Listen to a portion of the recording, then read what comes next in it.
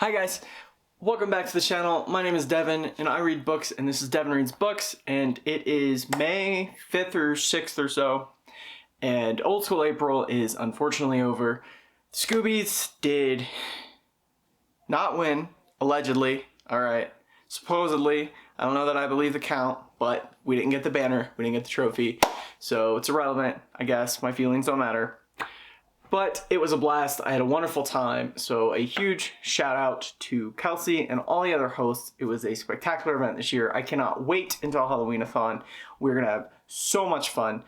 But for this video, I want to briefly recap the books that I read in April, like a wrap up.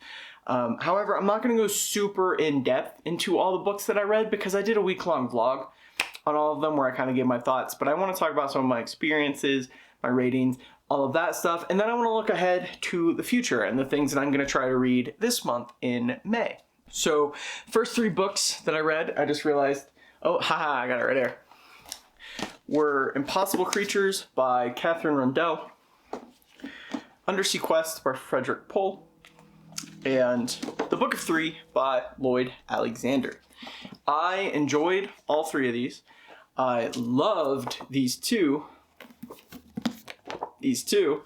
but I have to say Impossible Creatures was definitely my pick for the week, if not my pick for the month. This was YA fantasy, or children's fantasy, and won a bajillion awards, and I am not surprised why. The writing was solid, especially for children's fantasy. It dealt with heavier themes, heavier concepts, but still had a lot of charm and a lot of whimsy to it that made it really feel almost like a Ghibli movie. It was just spectacular. I loved it. I had the second one pre-ordered, and I've said it before, I'm tempted to go and buy the red sprayed edge version since I have the blue. Book of Three was spectacular, and I'm definitely going to read all the other books in the Chronicles of Prydain series. I love this. I can't believe it's taken me this long to read it. 5 stars. Week 2 was definitely the most popular week that I did, and it was Fear Street, and I read the True Evil Bind Up and the Fear Street Saga. Both of these were absolutely spectacular. I had a blast reading them. I read one of them in a full day, and I think it was this one. I don't remember. It's all a blur. All of April is one big blur for me, okay? But spectacular. Both were a lot more gritty and darker than your average Fear Street book. And if you haven't read a lot of Fear Street, R.L. Stine does that. And some of them are because it's super chillers, and some Fear Street books are just darker and more serious. They don't have as much of the cop-out vibe. That's just how they were. You know, it's similar to Goosebumps in that some Goosebumps books are like way scary compared to the rest of them. And both of these really stood out. I mean, this was technically 6 different books, but I'm counting them as the bind-ups.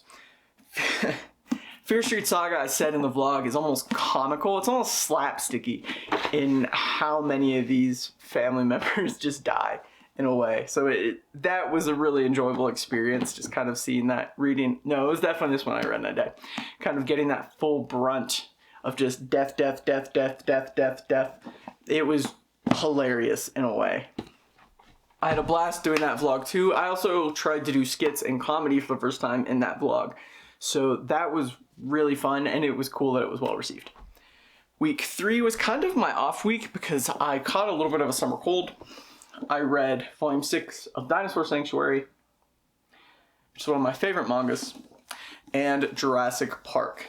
Dinosaur Sanctuary is great. I'm not going to talk about it too much. The manga, I don't talk about too much of the manga I read on this channel, but it's super fun. It's just slice of life Jurassic Park if Jurassic Park hadn't failed. And then Jurassic Park needs no introduction, and I loved the book so much more than the movie. Just so much. And I love the movies, guys. I love all of the movies. Even Fallen Kingdom, which is like my least favorite and I don't think works very well. I loved it. I still really enjoy it. But Jurassic Park, the book, the level of detail and expansion on ideas that you get with a Michael Crichton book is just spectacular. It's just so good. And I didn't love one aspect of the ending, but overall I like the ending in the book much better than the movies. And I'm excited to read Lost World when I get to it. And then finally we ended OSA on 2 things, and I'm just now realizing, oh, I got it still. But the vlog was 7 volumes of Pokemon Adventures. As I said previously, this is really 1/2 of the story. You need the 7 volumes of Generation 2, the Johto region, to kind of complete the story, but it is still one concise tale centered around red and green. Blue and yellow are not on here, but in just the entire first generation of the Pokemon universe, it's very fun.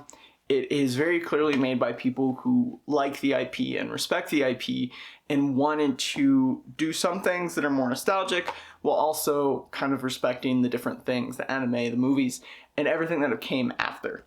It was spectacular. It was really fun to reread this. That was probably the first time I read these in 12 years, 13, 15 years. So that was great. My final book for OSA that I crammed in the final night is on my Kindle.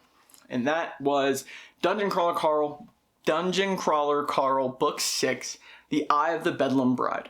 It was my large Marge, and it was spectacular. It was heck trying to cram that 600-page chonker on the last day. I think I was like 15% of the way through it, and then I read the rest, the other 85%, in just one day on the final day, and had a blast doing it.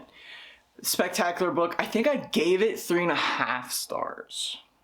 Dungeon Crawler Carl is very up and down in a lot of ways.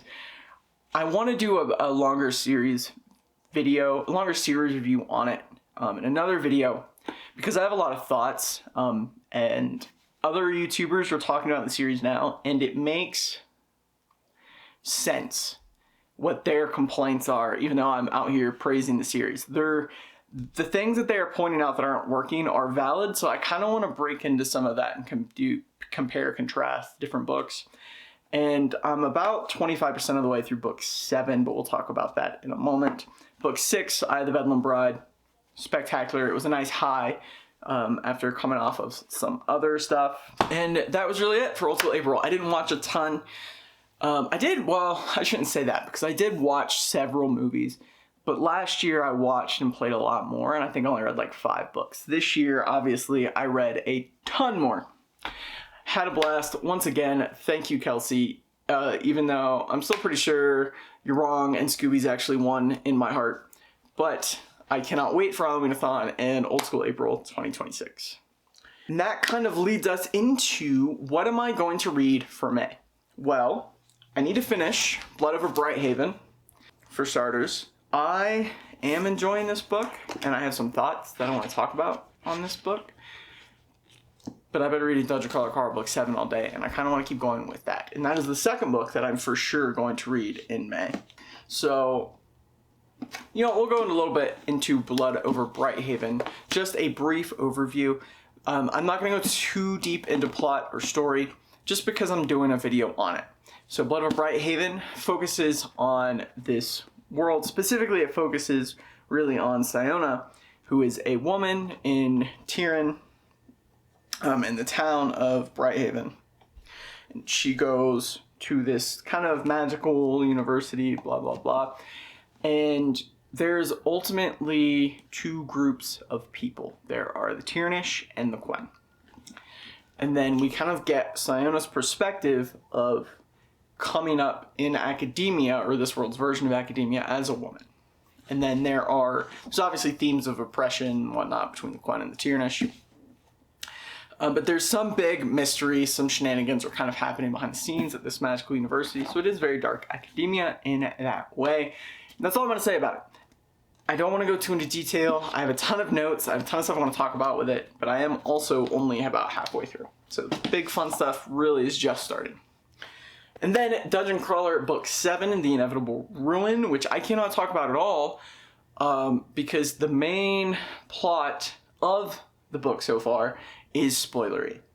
So those 2 for sure. I'm definitely going to read a 3rd book at least, maybe more. I cannot decide if I want to read smaller stuff and focus on knocking out like my Nightworms books that I still have to get to. Or I'm kind of in the mood for a big old chonker again, you know, particularly horror or fantasy. And I have several options that I am eyeballing. So I'm not doing another readathon in May because I need my space for a little bit. I need to just kind of sit back and mood read for a while. But Kat over at Kat's Novels Adventures is doing Zombathon, and I have a couple books that I might read the shorter one. Well, the bigger one's not terrible. I might read a zombie book still, just to kind of pseudo participate, because I am kind of in the mood for some horror, and I don't do a lot of zombie stuff, even though Night of the Living Dead is my favorite. And that's what I'm holding right now, is The Living Dead by George Romero and Daniel Kraus. Daniel Kraus wrote Whalefall, and that's about all I know, other than he did this. And this book focuses kind of on the build-up to Night of the Living Dead, and is about kind of the spread of the zombie plague from multiple POVs. The other thing I might read is Coldbrook by Tim Levin. So it's about a facility in the Appalachian Mountains that was doing some scientific experiments, opened a dimension, and somehow that led to the creation of zombies. And there's kind of people hunting for the cure. I'm debating reading one of these because I do want to read more horror in May. The thing I don't do a lot of for OSA is horror, and I usually read a lot of horror within a month. It's usually a couple of horror books for every non-horror. So I am dying to read something with people getting murked, splattered, massacred, stabbed, just all of it. And I might start with one of these just to kind of pseudo-participate a little bit while I'm in the mood for some kind of zombie shenanigan.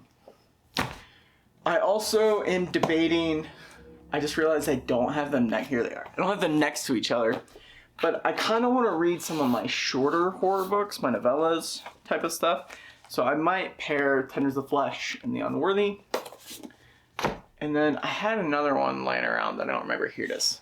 Here it is. Everyone loved it, and I still haven't gotten to it, but The Haunting of Velkwood by Gwendolyn Kist, which I've talked about, I'm pretty sure, in past videos. You know, I think I'm going to pick this up and read it, and I still haven't. It's like 300 pages. I could so easily just read this in a weekend. So I might end up not doing the zombie books and just kind of diving through my smaller horror novels just to kind of get some of that done. And there's another but here, because I also want to get really lost in a good fantasy book. A nice, nitty-gritty, super focused, super detailed fantasy story, such as Malazan. I only have book 1 right now, but I know I need to read it. And Malazan, for those of you that don't know, is I'm going to call it overly complicated fantasy book series with a ton of different perspectives and very little explanation. So the story is told through a bunch of different perspectives. There's a lot of politics, a lot of different nations, to the point that there is a whole internet project around building the map. Just building the map of the world that this series is set in. That is so cool to me because I'm a nerdy little guy. But I kind of want to read a very dense fantasy book like that. And this is one that I've had on my shelf forever. I'm also considering The Green Bone Saga by Fonda Lee, starting with Jade City, which is very different because this is basically fantasy Godfather. But I am not sure. Right now, I want to get through Dungeon Crawler Carl and Blood over Brighthaven. I also may, before I dive into any of that, I need to read Boy's Life. I really need to read Boy's Life. I did not get to it for OldSchoolApril. I've wanted to for a while, Boy's Life and Swan Song. I have it on my Kindle. I can probably do it in a weekend, but we're going to see. We're going to wing it. Look, May is going to be the month of mood reading and just relaxing. I did a vlog a week for April. That was a lot. We're going to be going back to this style of video and then maybe a couple weekend vlogs or whatever a month. Going forward, I need a break, but I am very excited for May. I had a blast during Old School April. Again, thank you to all the new viewers and subscribers that joined kind of through all that process. It was really nice kind of seeing these metrics and go up and seeing you guys enjoy the vlogs that I was putting out, because they were a lot of work for someone who was like new into the YouTube space. So thank you all for that. I'm so sad OSA is done. I don't want it to be over, but I'm excited to kind of break away and go back to just randomly kind of picking books off my shelf to read. And with that, guys, I'm going to end this video here. I'm going to go read Some Blood Over Brighthaven, and I will catch you guys in the next one.